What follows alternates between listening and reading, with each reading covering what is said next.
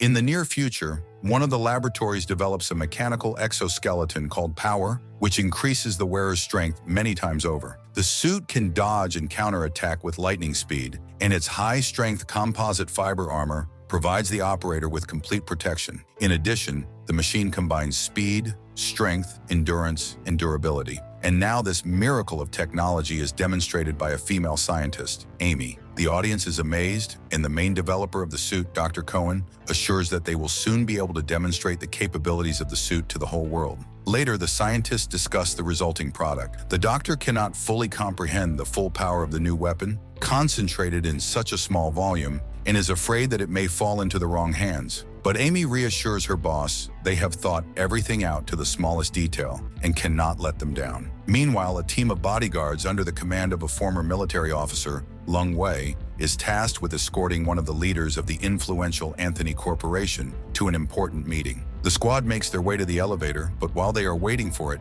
a sound is heard behind them that immediately makes the men tense up. However, it turns out to be the cleaner of the premises, who is scared himself, seeing so many armed fighters. They let him go, and then Anthony presents a small gift to the captain because his daughter's birthday is coming soon. Wei thanks him for his attention. When he notices that one of the guards has a malfunctioning headset, the second helps him fix it, when a bullet flies from around the corner and knocks the poor guy out. And then a grenade flies into the thick of the military. Wei manages to knock Anthony down when a loud explosion is heard. A minute later, the men begin to come to their senses. Many are badly wounded and disoriented. And then a group of armed men emerges from the smoke, shooting at the guards. Wei orders Anthony to run, and he himself, with a couple of surviving fighters, covers the retreat. They break through to the door to the stairs, but an ambush awaits them there too. In the end, Anthony and Wei are left alone. The guard takes the boss out into the corridor, where the same cleaner is waiting for them, along with his assistant. A fight ensues, where Anthony gets wounded. Wei fights him off and pushes him out the door, while he himself destroys the enemy. But it turns out that there is a whole group of people dressed in chef costumes waiting for Anthony behind the door. And when the man understands that this is the end for him, Wei saves him again. He leads the boss further, but once in a large office, he understands that they have practically no chance of survival. And then, despite Anthony's resistance, he breaks the window and literally throws the man onto the iron structure that connects the two wings of the building. It turns out that the boss is afraid of heights, but Wei drives the man forward when enemy fighters appear in the office behind them and open fire on the departing couple. Anthony falls but manages to cling to the very edge of the structure. The wounded Wei barely holds the man when a helicopter appears nearby and opens fire on the pursuers. The guy from the cockpit destroys the enemy, which allows Wei to pull the boss onto a solid surface. The fight ends, but the couple cannot recover for a long time, lying on the structure at a great height. Sometime later, Wei has to recover from his wounds, and he happily devotes time to his daughter Fan. Wei's wife Kihin tries to distract her husband from thoughts of the tragedy and invites him to fly to Japan because he has long wanted to see Fujiyama. But Wei cannot forget his fallen comrades and refuses the entertainment. At that moment, the doorbell rings. Kihin goes to open the door, as they are waiting for a delivery man with a cake. However, the woman returns to the room holding an explosive in front of her, which is packed in a candy box. The gunman who came immediately straps it to the woman's body, and she cannot free herself. Realizing this, Kihin goes to the bedroom, ordering the family to run. Wei tries to reach his daughter, but falls from the stroller and watches in horror as an explosion blows the door off its hinges and throws his daughter away. Time passes. Wei works wherever he can to collect the money necessary for his daughter's treatment. One day, Wei starts talking about a new school that he found for his daughter. Everyone there is very friendly and no one will laugh at her. And then they call from the clinic where Fan was recently examined. And the results are rather disappointing, because if they don't perform an urgent operation, the girl could leave this world at any moment. Wei promises to get the necessary amount. That night, he comes to a nightclub to fix the broken alarm, and at the same time, young people are having fun in the hall, among whom is Dr. Amy. The girl goes to the toilet where one of the tipsy guys attacks her. Wei hears Amy's screams and runs to the toilet. He throws this scoundrel away,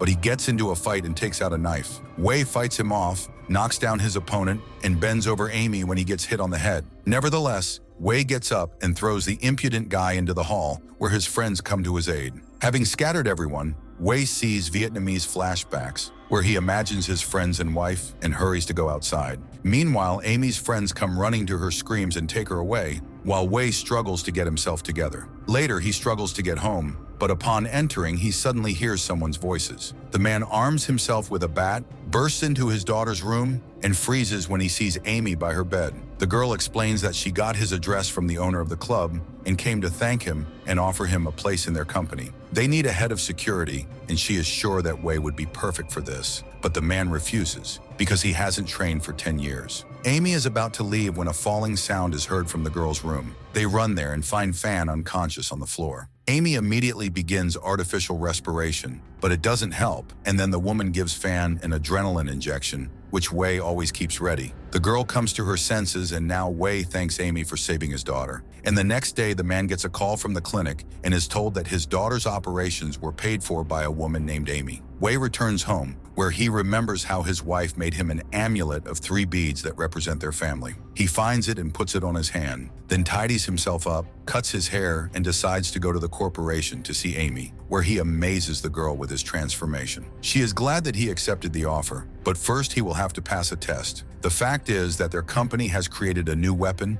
and he can become its operator. She takes him to the hall where there are several other men. All of them must pass a virtual test, which is highly realistic. The test begins. Wei, putting on glasses, finds himself in a virtual world on the territory of some port, where he immediately has to engage in battle with a crowd of enemies. The man breaks through them. Soon he is forced to take the fight inside the container, where he frees the hostage. But when he rips the bag off her head, she turns out to be his wife. Furious, Wei tears off his mask and accuses the scientists of inhumanity. The man goes to the door, where a guard reports to Emmy about the failure of the tests, but suddenly the guy disappears, and Wei sees strange smoke walking down the corridor. He manages to run to the far wall when the militants who appeared in the corridor destroy the guard and blow up the doors to the laboratory, and then they shoot at all the participants of the experiment. However, Wei manages to get out into the ventilation shaft. The leader of the bandits shoots at random and wounds Wei, and then blows up the installation. The protagonist gets out into the next room, finds a first aid kit, and bandages his shoulder.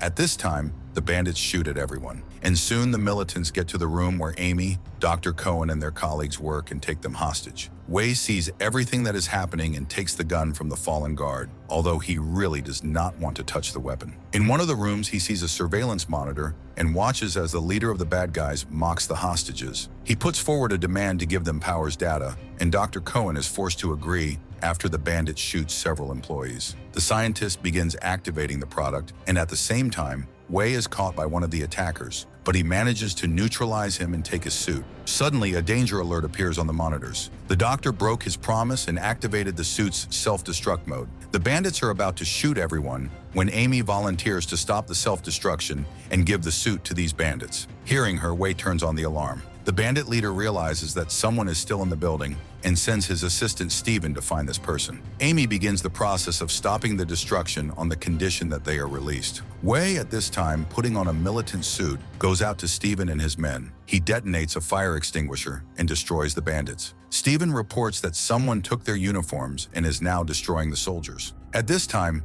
Wei catches up with Steven himself, and when he pays attention to the strange behavior of his soldier, captures him. Meanwhile, the leader tries to call his subordinate and begins to get nervous. He takes Emmy at gunpoint when the shutdown destruction system is triggered. The girl gives the bandit power and demands to let them go, but the bandit was not going to do this. The action is stopped by Wei's voice. He is ready to exchange Steven for hostages because the bandits got everything they wanted. The leader agrees and comes out to meet Wei, but when he threatens to destroy his assistant, the leader himself shoots the man because he is not used to depending on anyone. However, Wei manages to grab the leader himself, and he is forced to give the order to his people not to touch anyone. The scientists escape, but the leader, taking advantage of the fact that Wei is distracted, slips out, and a brutal fight begins, where the protagonist uses a grenade. He destroys the enemy, but he himself gets a concussion, and yet he hears Amy's screams. He goes out into the corridor and soon catches up with the leader who was holding Amy. Wei demands to let her go, but the villain begins to beat the woman,